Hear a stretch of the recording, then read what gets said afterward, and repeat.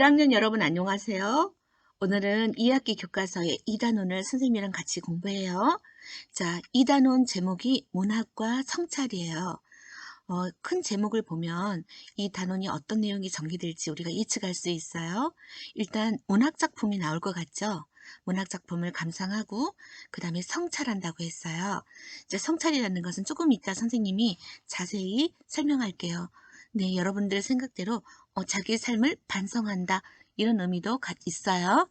자, 그러면 오늘은 신경림 시인의 동해바다라는 시를 감상할 거예요. 그래서 이 시를 감상하면서 여러분의 삶도 뒤돌아보는 그런 시간들을 갖도록 하겠습니다.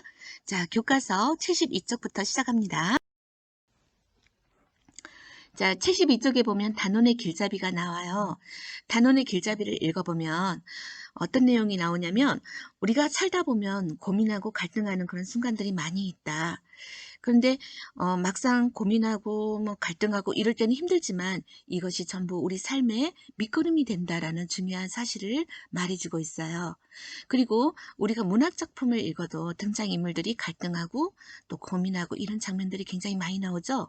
자, 그것을 우리가 간접 경험함으로써 얻는 좋은 점들이 참 많아요. 자, 그러면 우리가 인간의 성장을 다룬 문학 작품, 갈등이 잘 드러난 문학 작품을 읽을 때 어떤 점이 좋을까요? 간접 경험을 통해서 우리의 삶도 넓고 깊게 이해하게 돼요. 그 다음에 삶에서 중요한 가치가 무엇인지 생각해 볼 수 있어요. 발견할 수도 있고요. 그리고 각자 읽은 우리들이 우리의 삶을 뒤돌아 볼 수가 있어요. 성찰할 수가 있는 거죠. 이 시간 학습 목표. 자, 시를 감상하며 삶의 성찰, 삶을 성찰하는 태도를 지닌다. 우리가 시를 읽으면서 우리의 삶을 성찰하자. 이것이 오늘 이 시간의 학습 목표입니다. 성찰이란 뭘까요? 아까 반성해본다. 그런 말이 나왔는데요. 맞아요. 성찰이라는 것은 자기의 마음을 반성하고 살핀다라는 뜻이에요. 자, 성찰을 하면 앞으로 내가 어떻게 살아야 할지를 생각하게 해요. 자기 마음을 반성하고 살폈기 때문에 앞으로 달라진 모습으로 살아가겠죠. 그래서 성찰이라는 것은 우리가 살면서 정말로 필요한 그런 삶의 자세랍니다. 성찰을 하는 사람은 자기 발전이 있겠죠. 자, 여러분, 굉장히 시원한 바다 그림이죠? 여기는 요트가 떠 있어요. 이 사진은 선생님이 작년에 바닷가에 가서 찍은 사진이에요. 아, 자, 수평선이 이렇게 있네요. 너무나 아름답죠? 자, 여러분 바다 하면 무엇이 떠오르나요? 여름에 가족들과 놀러 갔던 그런 기억들이 떠올라요.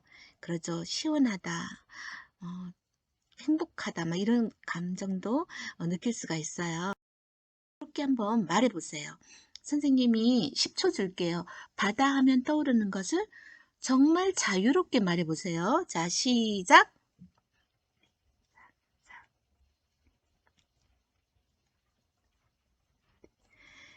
네, 10초가 다 됐네요. 자, 시원하게 말해봤어요? 자, 이 사진도 선생님이 작년에 제주도에 놀러 가서 찍었던 사진이요. 자, 여기 보면은 현무암들 보이죠? 제주도 모습. 여러분들 제주도 갔다 온 사람들은 이 장면을 아마 봤을 수도 있어요. 자, 그러면 오늘은 바다와 관련된 시를 하나 읽어보겠습니다.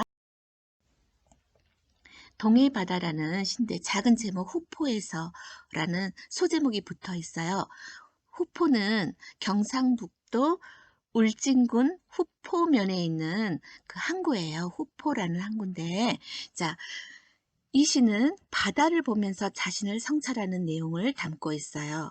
그럼 여러분들은 이 시를 읽으면서 화자가 시에서 말하는 사람을 화자라고 하죠. 화자가 갖고자 하는 삶의 태도는 무엇일까 생각하면서 읽으셔야 돼요. 자, 그러면 한번 읽어볼까요? 자, 선생님이 낭송해 줄 테니까 따라서 큰 소리로 읽어도 괜찮아요. 자, 그럼 시작해 볼까요? 동해 바다 후포에서 신경림. 친구가 원수보다 미워지는 날이 많다. 티끌만한 잘못이 맷방석만하게, 동산만하게 커 보이는 때가 많다. 그래서 세상이 어지러울수록 남에게는 엄격해지고 내게는 너그러워지나 보다. 돌처럼 자라지고 굳어지나 보다. 멀리 동해 바다를 내려다보며 생각한다. 널따란 바다처럼 너그러워질 수는 없을까? 깊고 짙은 바다처럼 감싸고 끌어안고 받아들일 수는 없을까? 스스로는 억센 파도로 다스리면서 제 몸은 맵고 모진매로 채찍질하면서. 정말 좋은 시네요. 자, 그러면 우리가 시를 하나 읽어봤는데 시를 읽고 성찰하는 자신의 마음을 반성하고 살피는 방법을 좀 알아볼까요? 자, 먼저 우리는 시를 읽을 때 시에서 말하는 이가 어떤 상황에 처해 있는지를 파악해야 돼요. 어떤 상황에 있는지. 이 시에서 말하는 일은 후포에서 동해바다를 바라보고 있어요. 그러면서 자신이 남에게는 엄격하고 자신에게 너그러운 그런 태도가 정말 부끄럽다라고 생각하고 있죠. 자, 그래서 말하는 이가 처한 상황을 파악하자. 그 다음에 이제 두 번째, 화자가 자신이 처한 상황을 대하는 태도가 어떠한지 파악한다. 화자가 말하는 사람이 자기가 살아왔던 태도를 어떻게 생각하고 있어요? 부끄럽다고 생각하고 있죠. 자, 그 다음에 그것을 파악했으면 세 번째, 시의 내용과 관련해서 이번에는 나의 삶, 독자겠죠. 우리들의 삶을 돌아보거나 또 가치 있는 삶에 대해서 생각해 본다. 자, 이게 시를 감상하면서 성찰하는 방법이에요. 시를 그냥 내용만 파악하면서 감상하면 시 전부를 우리가 이해했다고 볼 수 없어요. 시를 읽으면서 이제 앞으로는 자신의 문제로 자신의 삶을 돌아보는 그런 시간을 갖는다면 시를 더 깊이 있게 감상하게 되죠. 자, 여러분들 잘 아셨어요? 자, 선생님이 질문할게요. 여러분이 답해 보세요. 자, 첫 번째 질문. 이 시에서 화자는 지금 어디에 있나요? 이 시에서 말하는 사람은 어디에 있어요? 맞아요. 후포에 있어요. 후포는 어떤 곳인가요? 그렇죠. 후포라고 말하는 것보다 더 정확하다면 동해 바다가 내려다 보이는 곳에 있어요. 동해 바다를 바라보고 있어요. 이게 더 중요합니다. 그 장소가 후포일 수는 있어요. 후포가 항구 이름이니까요. 자, 그 다음에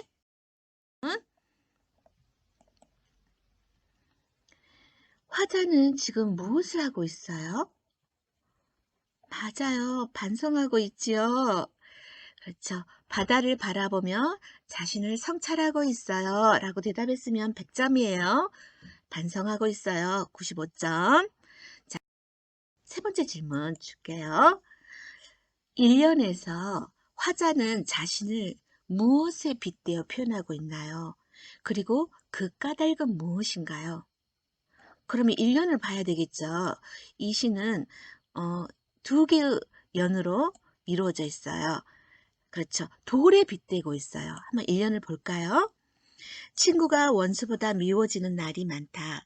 티끌만한 잘못이 맷방석만하게 동산만하게 커 보이는 때가 많다. 그래서 세상이 어지러울수록 남에게는 엄격해지고 내게는 너그러워지나 보다. 돌처럼 자라지고 굳어지나 보다. 돌에 빗대고 있어요. 자신의 모습을. 왜 돌에 빗댔을까요? 옹졸한 자신의 모습이, 속이 좁은 자신의 모습이 작고 딱딱하게 굳은 돌과 비슷했기 때문이에요. 직유법, 비유법 중에서 직유법이죠. 잘했어요. 자, 네 번째 질문. 화자가 바라본 바다의 모습은 어떠한가요? 화자는 동해가 바라다 보이는 곳에 서 있어요. 그때 본 동해 바다의 모습은 어땠죠? 그렇죠. 넓어요. 그리고 짙고 짙푸르고 깊다고 했어요. 넓고 깊고 짙푸르다고 했어요. 그리고 그 바다는 스스로를 억센 파도로 다스리고 있다고 생각하고 있어요. 바다가 억센 파도를 온몸으로 맞으면서 자신을 다스리고 있다고 생각해요. 너무나 멋지죠? 자, 그다음 5번째 질문 해줄게요. 그러면 말하는 이가 성찰하고 있는 내용은 무엇인가요? 말하는 사람은 무엇을 반성하고 있나요? 그렇죠. 돌처럼 딱딱한 거. 네, 잘 말했어요. 자, 화자는 너그러워질 수 있을까? 이렇게 성찰하고 있어요. 그리고 나도 감싸고 끌어안고 받아들일 수 있을까? 동해 바다처럼 거친 파도를 감싸 안으며 받아들일 수 있을까? 그리고 제 몸을 맵고 모진 매로 채찍질할 수는 없을까? 이렇게 성찰하고 있어요. 그러면 6번째 질문. 남에게는 엄격하고 자신에게는 너그러운 태도가 드러나는 것의 예를 들어볼까요? 자, 여러분들, 보통 사람들은 남에게는 엄격하지만 나에게는 굉장히 너그럽게 살아요. 여러분들도 아마 그런 경험이 있을 거예요. 자, 그러면 어떤 구체적인 그런 그 상황에서 우리는 이런 태도를 갖는지 한번 생각해 볼까요? 그렇죠. 이제 친구가 SNS에서 답장을 늦게 하면 막 속상해 하면서 나는 바쁠 때 친구에게 답장을 안 할 때, 이럴 때 친구에게는 엄격하지만 나에게는 너그럽죠. 또 뭐가 있을까요? 굉장히 많아요.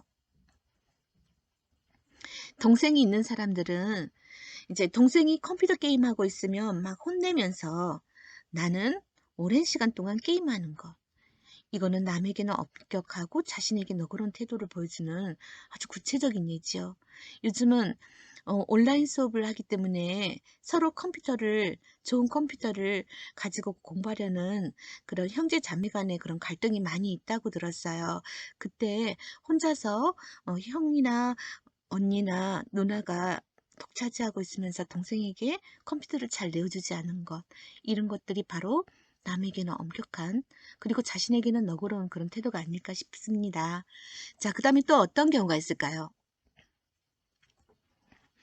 친구가 나에게 비속어를 사용하는 것에 대해서는 너무나 속상하면서 나는 화가 날 때 주변 사람들에게 또 비속어를 사용하는 것, 이런 거겠죠. 친구가 나에게 욕한 것은 막 선생님한테 일러요. 근데 나도 화날 때 막 친구들한테 막 욕설을 사용해요. 이런 것이 바로 남에게는 엄격하고 자신에게는 너그러운 태도가 아닐까. 이런 것들이 바로 마음이 좁은 그런 행동이겠죠. 또 뭐가 있을까요? 굉장히 많아요. 우리가 살면서 보통 사람들은 다 남에게는 엄격하지만 자신에게는 너그럽답니다. 그러니까 이런 것들을 이 시의 화자는 성찰하고 있어요. 마지막 문제. 자, 화자는 바다를 바라보면서 어떤 삶의 태도를 떠올리고 있나요? 그렇죠. 자기가 반성했던 것. 자, 바다를 보면서 바다는 남에게는 너그럽고 자신은 모진매를 맞았다고 했어요. 자신에게는 엄격한 삶의 태도.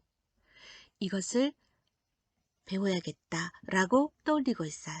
자, 우리도 남에게는 좀 더 너그럽게 대해야 되겠죠? 자신에게는 엄격해야 되겠어요. 동생이 컴퓨터를 많이 하고 있는 것을 보면 좀 너그럽게 정말로 동생이 컴퓨터를 좋아하나 보다. 이 게임을 너무 좋아하나 보다. 온라인 수업을 좀 더 들어야 되나 보다. 이렇게 너그럽게 한번 대해보세요. 그리고 내가 컴퓨터 앞에서 수업을 하다가 또 머리도 식힐 겸 게임을 시작했는데 너무 오래 했다. 그것을 또 엄격하게 생각하고 부끄럽게 생각하고 줄여야겠다. 공부에 지장이 없는 한에 의해서 나는 이제 컴퓨터를 해야겠다라고 자신에게 좀 더 엄격한 삶의 태도를 갖는다면 여러분들은 훌륭한 성장을 할 수가 있어요. 자, 그러면 이 시에서 화자가 바다를 보며 성찰한 내용을 정리해 볼까요? 동해 바다의 넓고 깊은 모습을 보면서 무엇을 성찰했나요? 그렇죠. 동해의 넓고 깊은 모습을 보면서 남에게 너그러운 태도를 가져야겠다라고 생각했어요. 자, 그 다음에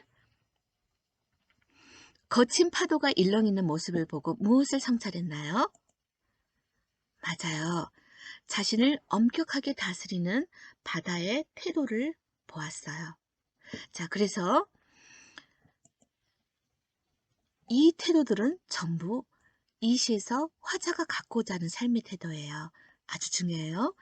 이 시에서 화자가 갖고 싶은 삶의 태도는 남에게 너그러운 태도, 그리고 자신은 거친 파도를 맞으면서 엄격하게 자신은 다스린 태도를 갖고 싶다. 이렇게 화자는 생각합니다.